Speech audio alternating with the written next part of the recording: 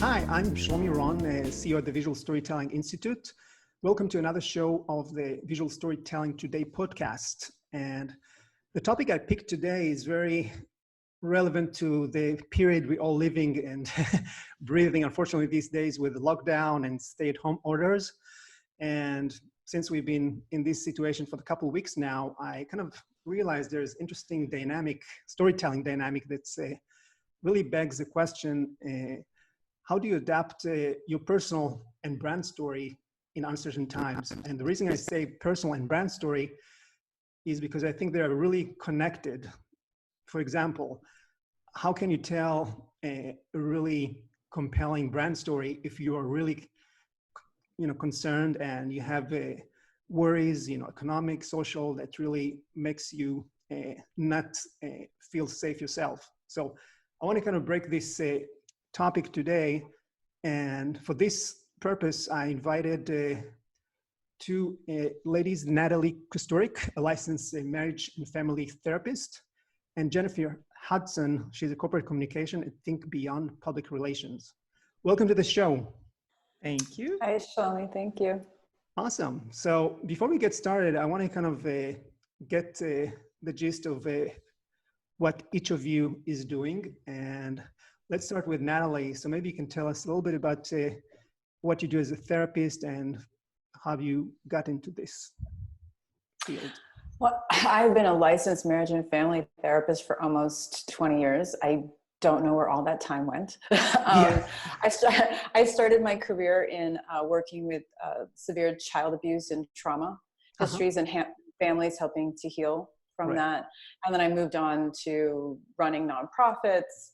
And then I branched out into private practice and then holistic health also. And now I incorporate pretty much everything that I've learned into what it is that I do now, which is basically taking the chaos and the pain that happens in someone's life and finding the source of the knowledge and the benefit and how they can take what's relatively a negative experience and transform it into something that becomes a positive force in their life and that helps shape them into who it is that they want to be rather than what they don't want. Got it. Now that's super relevant to this time. Yeah. Yeah. You don't need me here. Just talk to Natalie. Well, you see, it all starts with a personal story, and then, we can communicate the compelling brand story. So maybe we switch to the brand side. Maybe, Jennifer, you can tell us a little bit about yourself. Yeah, so I have been working in corporate communications as a strategist for the past 15 years. My corporate communications experience in total spans 25 years. Started in corporate communications at American Airlines in Dallas, Texas. I was a Spanish-speaking spokesperson for the airline, and also worked on Sabre, the travel technology arm of AMR. Moved over to Sabre when AMR spun off that travel tech division, eventually landed in South Florida at British Airways. And I've been, after 9/11, things kind of took a tumble, and I've been working on my own as a consultant for the last 16, 17 years. So my work as a corporate communications strategist just involves me helping small to mid-sized businesses and nonprofits really professionalize their communications. And so they tie all of the activities that they want to do to their business objectives. So not just doing communication, not just throwing out a news release for the sake of throwing out a news release, but thinking about whether or not all of the time, effort, and money that they invest in that news release is the most effective way to communicate a message. For nonprofits, it could be, should we be doing a news release to try to reach donors, especially high ticket donors, when we could just be having one-on-one conversations, right? So that's the work that I do, and I facilitate strategic messaging workshops to help companies fine-tune their messaging and figure out how to capture what's most unique about them, the target audiences that they should be reaching. And then I do strategic communications planning workshops for nonprofits where I teach them how to develop a communications plan that involves these 4 phases. So that's essentially the bulk of the work that I do. No, that's exciting. So you definitely in the right place to cover the brand story for us today. That's awesome. In communication. Good In God, how communications, important is that right now? Yeah. Right. Every PR person I know right now is focused on COVID-19. Yeah. And in fact, so much so that I just did a brief little blog post telling them, even while you're in this COVID-19 period, you still need to be thinking about planning for the future and planning for that future vis-a-vis COVID, right? Because who knows what the new environment will bring. Like we'll Absolutely. all have to. Right. Anyway, I'm sure I'm getting into the topic. No worries. No, that's a great segue. So as I mentioned in the onset, when I think about storytelling, is nothing but an interplay between the story you tell yourself and the story you tell others. So it's like the internal versus the external story. So to probe a little bit into the internal stories, Natalie, what can you tell us, when you meet with clients these days and they bring up concerns, anxieties, what stories they tell themselves that to help them kind of, overcome their challenges during this time? What are you hearing? Right now, there's 2 factors that are coming up right now with people that I think are essential to being able to move through this story, this developing story. Yep. Is fear and adaptability. Mm-hmm. So clients are coming in with a tremendous amount of fear because this external story about COVID-19 is constantly changing. We get bits and pieces of information as we're learning and we're developing. Right. How do you integrate these bits and pieces of information into a way of being so that you can apply it to yourself, keep yourself safe, and continuously moving forward in your own personal development without completely giving up and surrendering like, holy crap, I'm going to die. Right. Which, by the way, is a conversation that I have a lot about is how do I manage my fear so I don't feel like I'm going to die? Right. So that's a really big piece of what's going on right now. So there's a few things that I tell my clients to do immediately. One is to manage your input of information that you're taking in. If you're going to take in information about COVID-19, please make sure that you're listening not only to what's going on in the news, but seeking out experts in the field who are doing the research and making your own personal choices and understanding versus taking in this information as a blanket truth. It's not. Yeah.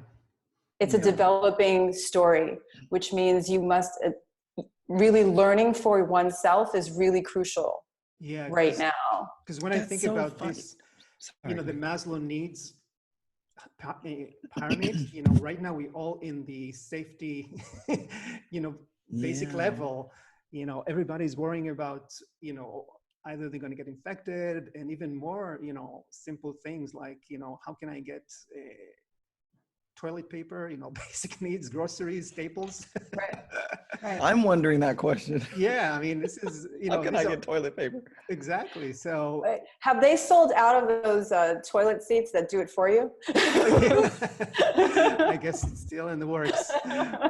But yeah, so all these things, there are really basic level needs that everybody's struggling with. And I'm sure, we talked also about psychological needs, especially couples that are not used to stay at home for long periods of time. Maybe some trouble in the relationship is surfacing because it's almost like you think about it, it's like an experiment in a lab. You put 2 people in a lab for a longer time than they expected. New things going to surface. There's some really funny memes floating around about husbands and wives who are shocked at the way that their husband or wife interacts with office mates. I mean, it's hilarious. Some of these going around. My husband who never communicates with anyone is like the life of the party at work. Like, who is this guy?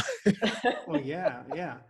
So I wanted to, can I comment on the information glut, because the information overload, I know is what stresses people out. I've made a conscious choice to only consume news after my work day. And I'm the president of the Public Relations Society of America in Fort Lauderdale, and PRSA National, a couple of weeks ago, released, you may have seen this, Shlomi, on that. I think I put it on LinkedIn, but Uh-huh. it's they released this graphic about the infodemic, that Right. people are consuming so much information, getting stressed out, and they were urging people to only get your source of, your trusted source of information from World Health Organization and the CDC, right? Going to their sites, because we're PR people, and we are definitely big supporters of the fourth estate, the news media. Right. But even they can get stuff wrong, right? So this Absolutely. is such an important topic. So I think it's so great that you are telling your clients, Natalie, to, make sure that they're not only limiting their intake of information, but also getting it from the right place. Yeah, it's actually information dietitian. Yeah, Yeah, yeah, yeah, a yeah, nice Something. term. Yeah.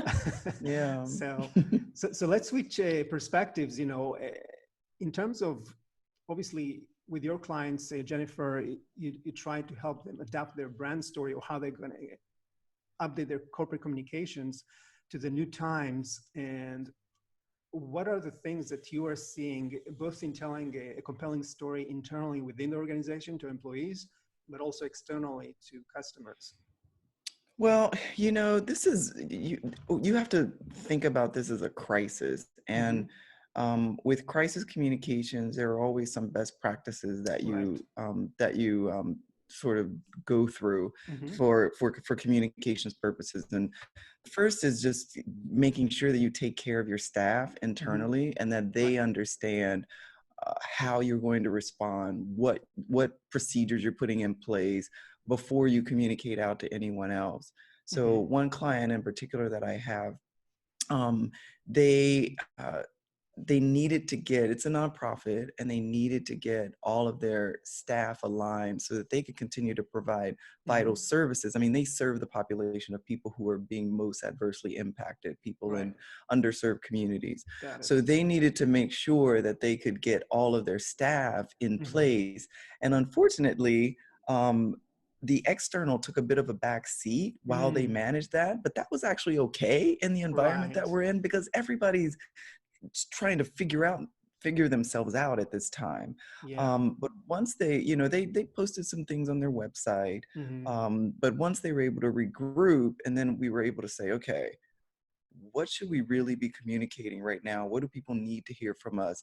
Yeah. How can we, for lack of a better term, lack of better wording, like take advantage of the Mm-hmm. situation Yeah. to position ourselves as a leader Mm-hmm. in our space, and really, because they're a nonprofit, demonstrate the value that they're bringing to the community, because obviously donations are the lifeblood of Yeah.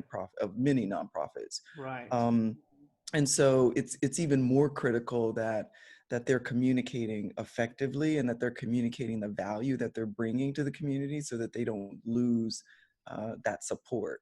And so But there's got to be a it's connection, right, between the brand value propositions and the type of help they extending, right? So, Yeah, so the brand value from the point of yep. view of a funder is, Yep.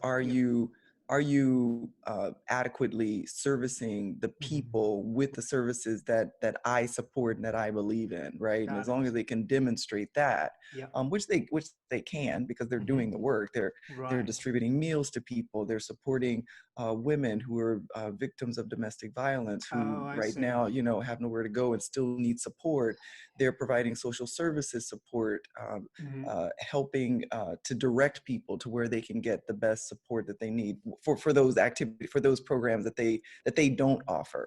Um, and so, yeah, brand value is in the eye of whoever that target audience is, Yeah. and so they have to be able to demonstrate that their programming and that the services that they offer are still delivering, and supporting the community that they work in. Absolutely.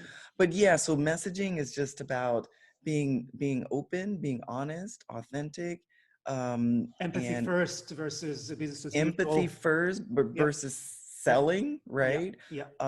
And doing that first with your staff, right? Yep. Because you got to take care of your people first. I'm a strong believer in that. So communicating in a crisis the who, what, where, when, why, and how as much as you can. Yeah. And then consistency is key. How often do we need to be communicating so that everyone knows what we're doing, so that people don't feel lost and confused? Yeah. And then doing that same thing externally. Yeah, and also you mentioned the crisis communication, but sometimes we see use cases of crisis communication where the company had a glitch in the product and they need to kind of communicate, transparently that they take responsibility. But in this case with COVID, I think this is like a rolling story that it's beyond the control of outside the company that they need to reflect somehow. And the best companies will have crisis communications plans, or at the very least issues management, right? Issues management requires you to think ahead to what could possibly happen to our business. What are the worst case scenarios? How do we prepare for those worst case scenarios with our messaging? Who will our spokespeople be? How will we adapt our policies internally? How will we adapt our processes inside? So the good companies and the good organizations think through that so that they're not scrambling so much, right? You cannot have predicted, I don't think, something like COVID-19. No. I think you could have, because apparently people didn't know. I think did, right? Right.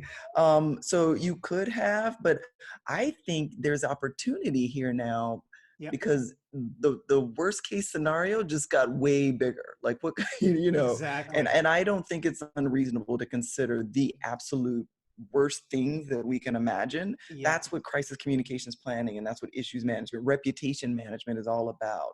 Got it. Identifying and sort of brainstorming where those gaps could be within our operations, within our communication. So hold on this How are we going to respond? Hold on this thought, because I want to expand and come back to it. Let's talk about misconceptions. And this is a question for both of you. Let's start with Natalie. As you talk to your clients and you try to help them kind of untangle these personal conflicts they're having, in reaction to the situation, what are the typical misconceptions you hear about? Misconceptions in regards to the virus, or misconceptions in regards to... In regards to how they, need to adapt to the new normal. So things that... Well, it's interesting because what Jennifer was saying about crisis communication is really very similar to what you have to do to move through the crisis on a personal level, which is being willing to go into your deepest fear. What are my greatest fears? So I can identify what are my greatest possibilities. Right. This is a very terrifying space for people to go into. And those who are willing to dive deep into the fear can hold the space and feel contained, which means they have the support, they have people around them, they're able to manage their news feed, they're able to self-regulate on an emotional level, they have developed strong habits in regards to their health and their well-being, have a greater sense of self-control so they could do the deep work, and then emerge with new insights, new ways of being, new ways of communicating, and new ways of relating. When you are in a crisis situation, like a lot of domestic violence situations right now, they're being challenged on an entirely different level. So here we have this external crisis that's happening, that's locking people down. Normally to be locked down with your family, people are like, oh, I love my family. There's all these cute TikTok videos and everybody's doing all this fun stuff. But when you're in a domestic violence situation, it's a prison. But it's not just a prison in a physical sense. It's a prison in your mind. Right. And right now it is like the personification of that happening. It's really a living entity that's in your space that you need to get away from. So now they're having to manage their minds and get help in the midst of not only an internal threat that's constantly happening, but also not an external threat. It is system overload. Right. So reaching out for support and help right now is crucial. You can't hide. There's no more secrets. You can't protect anybody if you want to survive this thing. So Yeah. people are being forced to reach out. I mean, we just had a client who is now having to leave her husband because of a domestic violence situation. And Wow. you know, what's the greater risk, my physical safety with this person that I'm with, or my physical safety in this environment? Well, at least with this environment, there's professionals out there who are going to at least care about me and want me to be healthy. That's a better paradigm. That's a better thought than if I stay here, someone's going to hurt me. So we are in really an interesting time where our fear has the ability to propel us into this next new phase in being in the world, or keep us restricted and contracted and cause us even more severe harm than what it is that we're trying to prevent in our lives.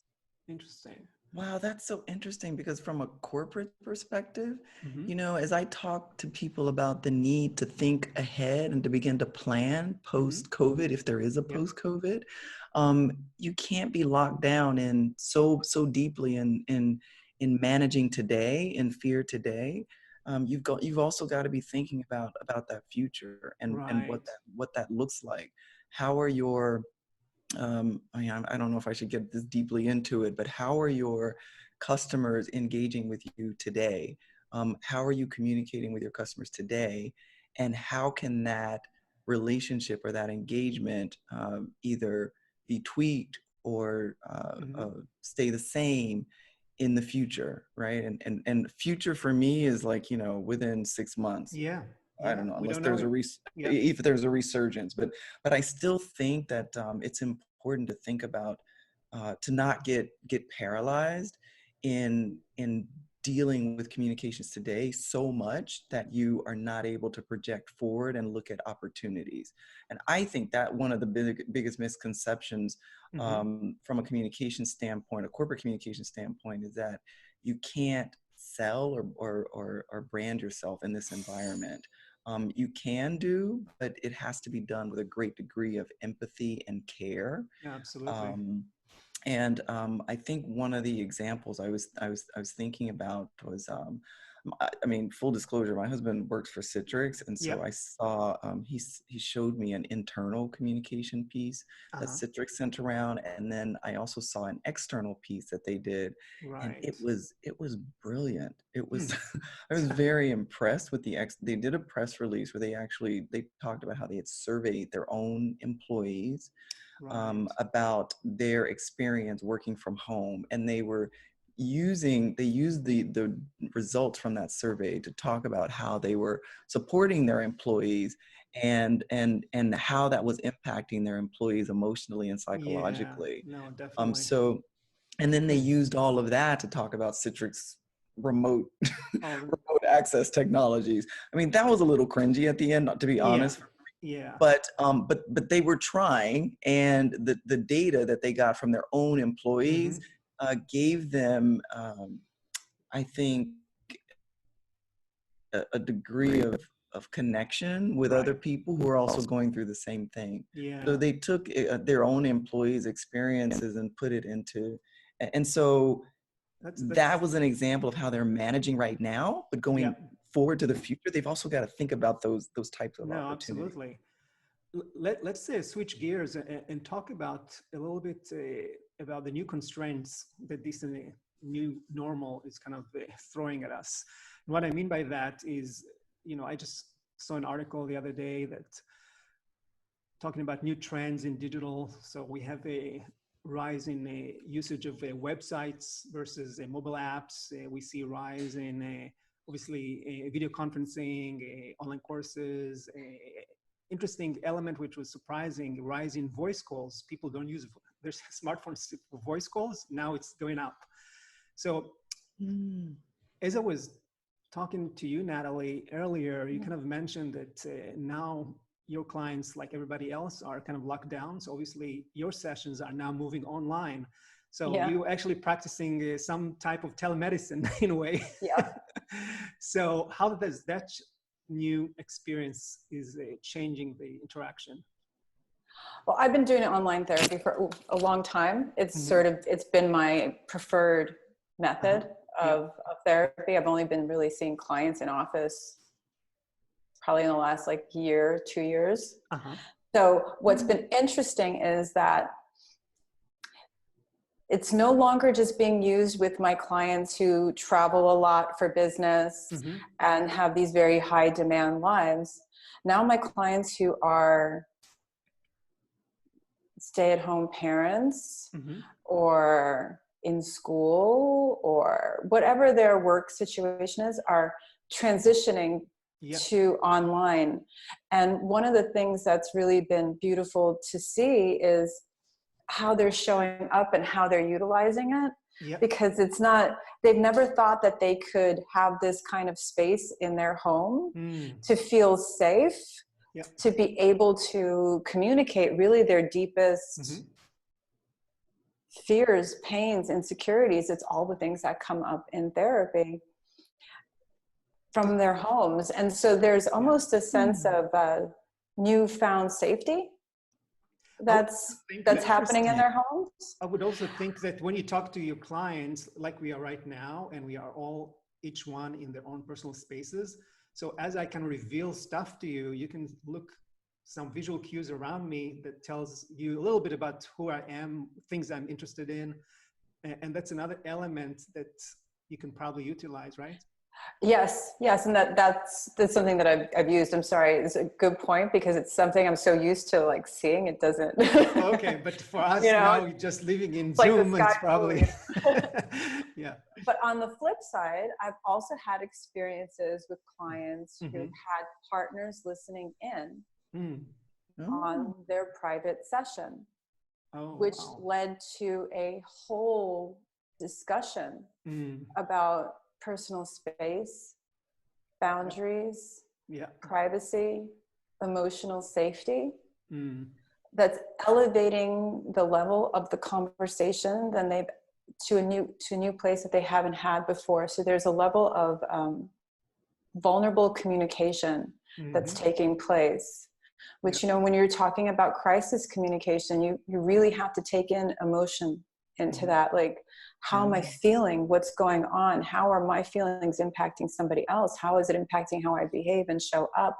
And so that's really, really up right now, is really communicating from this emotional space, and they're doing it from their homes, not their offices, not in this neutral space. No, it's not neutral. There is no neutrality right now. It's fully charged, and which means it's being, because they're being activated in this way, they now, because there's nowhere to go, have to address it and start dealing with it. So we're actually moving from understanding to practicing our new understanding in relationships almost immediately. So since they're in their personal space, do you find they're more authentic, more open to share more things versus a neutral environment? You know, I think that's that's really individual, because there's some people who it's a non-issue for. They're exactly the same, whether they're in the office or not. And then there's others who are reserved, and it's going to vary depending on who's around now. But I get to experience, I guess, people from multifaceted ways, because they're going to talk differently if they know somebody else is outside the door versus if they're alone. Sometimes my clients aren't in their cars when we're doing this, because it's like their only place that they could go. Got it. Yeah, it's a moving personal space. It's a moving personal space. So, but it's a multifaceted approach. So you really get to see who a person is and really how they live their life. Got it. You know, what about you, Jennifer? I'm kind of curious to see, how are you kind of accommodating your clients to the new constraints, new tools, using Zoom more often, maybe other digital channels that were not that hot before? No, it's all Zoom. All Zoom, It's all Zoom. And we get so weary of Zoom that I'm not surprised at all. I mean, I'm interested that you've said this, but I'm not surprised, because I feel the same way. I actually just want to talk to somebody on the telephone. I don't want to use Zoom as much. But no, all of our activities have shifted to Zoom.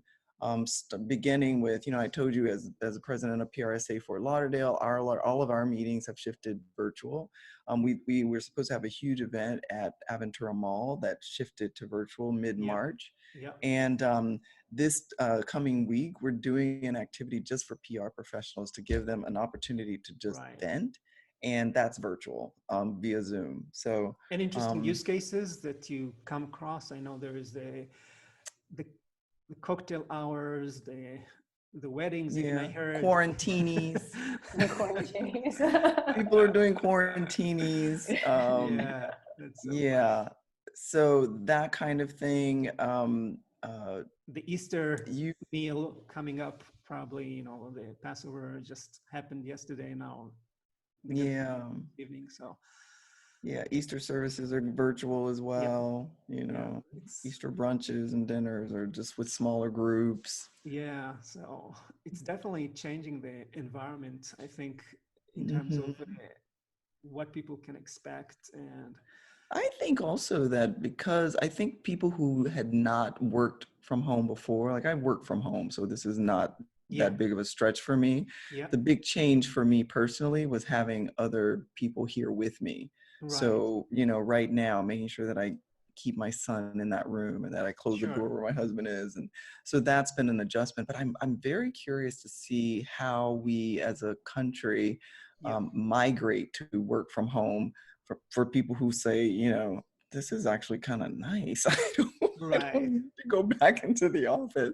Maybe, and I've been thinking about cost savings as well for companies who don't necessarily have to have all of their staff in the office. Is there some, because I work with smaller businesses, is there some cost savings to electricity and, to utilities from working from home more often? But anyway, I don't know. But to answer your question, everything is Zoom right now. Everything. Yeah, it's true. Google Hangout, Microsoft Teams. So one thing, Jennifer, that you said that I think is really important is working from home means you have to keep people sort of in their space, which means boundaries are a really, really big deal. But how we communicate about our boundaries is really, really essential.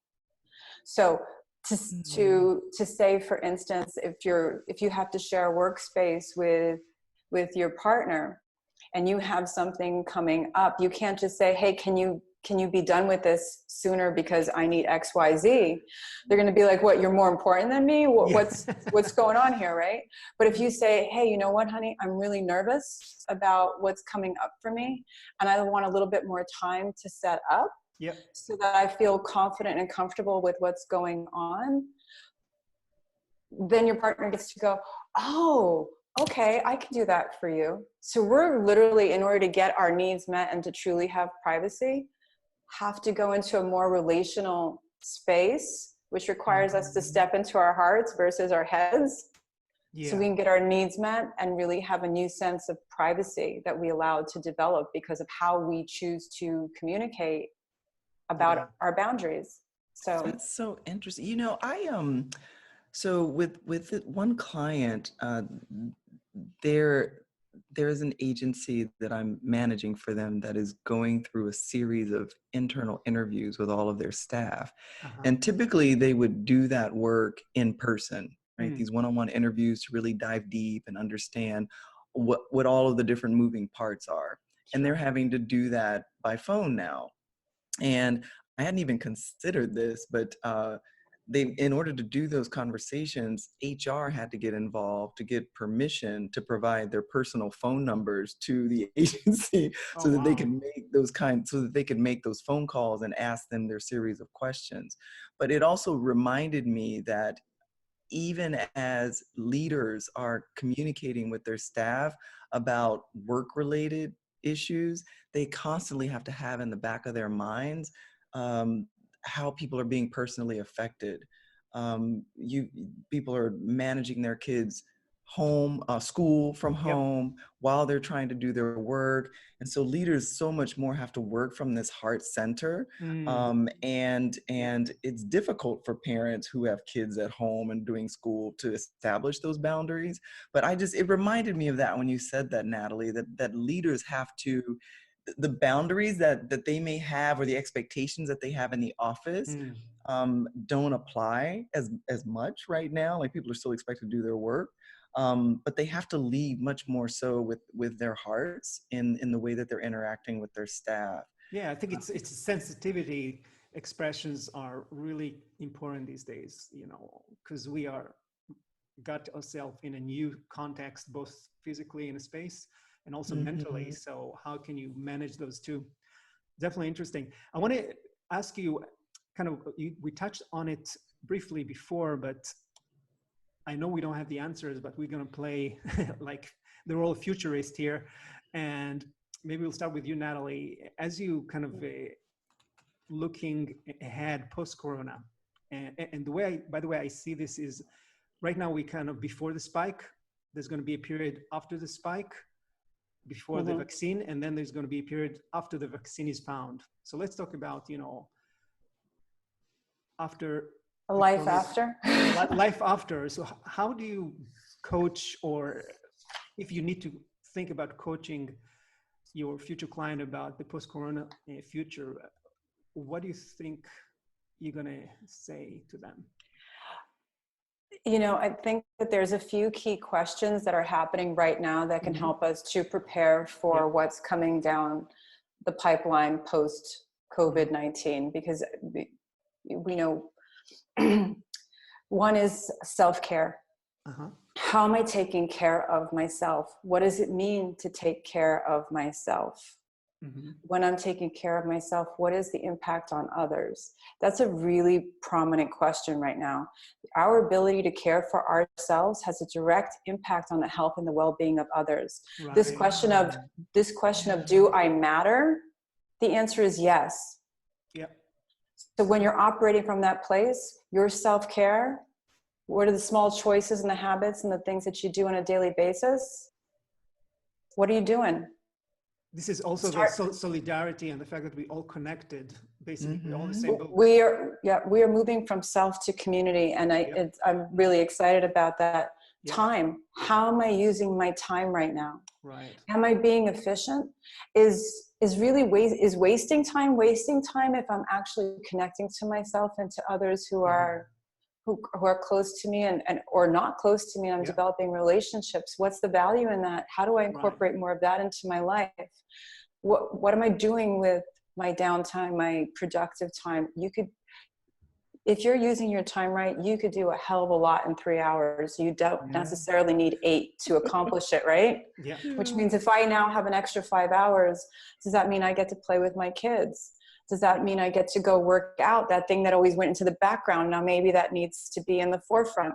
Right. Resources. How am I using my resources? Am I aligning my resources with my values, or do I just buy things to buy things? Yeah. Am I thinking about my future? What is my future? Do I care enough about myself to think about my future and plan for it? So it's kind of shifting your priorities in a way. Yeah, because we vote with our dollars, right? Yep. So am I in alignment with this company who is, they've retooled their factories and they're now producing masks? Hell yeah. I want to support them. Yeah. I'm going to spend my money there. And we're going to start thinking about that. Our relationships, everything that we are doing is relational. Absolutely everything. We are not functioning alone. This concept of I can do it by myself, that's done. Yeah. That's done. Great point. That American rugged individualism. No. It's not. It helps in terms of motivation, but you got to take that and you have to spread it across into your relationships, into the people and the things and the community that you are in to be in support of. And that means that you have to use your senses in a very different way, being much more awake, much more aware, much Right. more communicative, much more vulnerable with your emotional experience, because literally everything that's happening right now Mm-hmm. is emotion based. The Yep. stock market is going up and down based on people's emotions. So when people are So like, right. I'm fine. Yeah. I'm like, oh, really? The stock market tells me otherwise. Yeah. Right? It's like a blood pressure read, right? So. It is. But we need to check in with our emotions and really own that Yeah. our emotional states Yeah. are very powerful spaces where Mm-hmm. a lot of information about who it is that we are and what our potential is can be found. Fear can either cripple you, or it could be, as you talked about it, Jennifer, as part of your future planning, which puts you into action, which puts you into the present time, which puts you into your power and helps you create a future by choice, not by default. Right. You are not a victim to what's happening right now. Yeah. And then community. You can't not consider your community now. It's Can't live essential. on an island. It's not living on an island anymore. No. Who's your community? Yeah. How are they contributing to you? How are you contributing to them? And you make this part of your day. Yeah. I think from that place is where I would coach my clients, because from that space, that's an empowered place where, despite the chaos and this pandemic that's hitting the entire world, it's actually unifying us. If you walk down the street now in China, you can meet somebody you would never have met in a million years, and you have a common experience to talk about. Sure. That has never happened. Well, the entire world, in essence, has The entire world. Yeah. We're not in our lifetime. Yeah. So we have an ability to connect with people and share our stories and share it across the globe, and people to understand one another in a profound new way. No, so I think these are amazing times. Yeah. And I look forward to seeing what comes as a result of this. Absolutely. Me too. You know, I'm thinking about, it's so amazing that you've said this, because I'm thinking about friends I have all over the world, and we are experiencing the same thing. That has never happened to me before, where something that I'm experiencing, my friends in Madrid, Berlin, London, we're all sheltering in place, right? No one can get out. It's Belgium. It's fascinating. Like everybody, we all have this shared experience. Right. And I'm also fascinated by the fact that technology is connecting us our interaction with technology is connecting us in a very different way. Right. You know, we know that social media use in the past has still not helped people feel connected with one another, and I think it's different now. Like our perception of it. I actually and wrote even about the way we show up, right? Like nobody cares anymore that they've got makeup on. We're used to people walking around. You know, it's so freeing, and I think it's so needed. I'm so excited about this. All the status symbols are going down. You know, you see people as they are. Yeah. Because at the end of the day, it doesn't matter how much you know, your net worth or anything, you know, everybody is in the same boat, driving to the same destination. Right. So, trying to get the same toilet paper. Exactly. Exactly. And just before we close, Jennifer, any thoughts about the future for, you know, in terms of advice to your clients, in terms of brand stories that might. Well, you know, I think I alluded to it earlier. So there is, you know, the anatomy of corporate messaging. Those practices don't change. You know, you've still got to do your research where you understand your customers, where you understand all of your target audiences. Sure. You still got to think about what's unique about your organization. You've still got to consider which products and services you offer are most unique to talk about. All of that still has to happen in a strategic way. You've just got to think about it in light of this new environment, right? You've got to think about it vis-a-vis COVID. And that has to, that means, I think, that you are operating from a much more empathetic, and I mean, you have to constantly scan the environment and understand what's happening in the marketplace before you can position yourselves. And so that doesn't change. That doesn't change. No, absolutely. It's definitely a constant mirroring exercise to reflect it back to your customers. So I want to thank constant. Oh, sorry. I'm sorry. Go ahead. No, go ahead. No, I was just going to say that constant listening, research, talking to your customers. I also think you can't oversell yourself. Like you have to be very sensitive to what's happening in the marketplace. And I think that you've got to be able to do all of that in like this kind of non-cringy way, right? Like be able to be authentic and open and honest. and tell your stories and those stories of your employees in a way that connects you with other people. And the companies who are doing that really well right now, I think, are the ones who are endearing themselves to us, right? Like the company Definitely. that's changing over their manufacturing to produce masks, or yeah. the guy who was making alcohol and fired all of his employees and is now making hand sanitizer, right? And brought them all back. I mean, those stories, I'm just like, can I buy something from you? You know, I'm forever a Marriott loyal customer now. I wasn't even that loyal to Marriott before, because Arnie Sorensen did that beautiful talk to his no, staff. definitely. I think social impact program is going to increase in a big way afterwards, because people will realize their power. Right. So on this note, I want to thank both of you for the great conversation today. I had a lot of fun kind of with your help to connect the personal story to the brand story, because it's really important these days and moving forward. So before we close, if our audience is interested in contacting you, so maybe Jennifer, how can people reach out to you? You can reach me via email, jen@wethinkbeyond.com, jen@wethinkbeyond.com. Phone number 305-333-0315. Sorry, you can hear it. Yeah, no worries. So that's how you can reach me. My website as well, wethinkbeyond.com. Awesome. All right. And you, Natalie? I think probably the best way to reach me is via my website, where you can just shoot me a direct email from there. And it's Natalie Kusturic, KUSTURIC.com. Awesome. All right. So for those of you listening, Natalie, watching, it was such a pleasure being here with you too. Oh, Nice same here, Jennifer. Thank you, Shlomi. No, It was so absolutely. fun. I had a lot of fun, and hope to see all of you listening or watching in the next episode of Visual Storytelling Today. Thank you. Thank you. Bye, Shlomi. Thank you.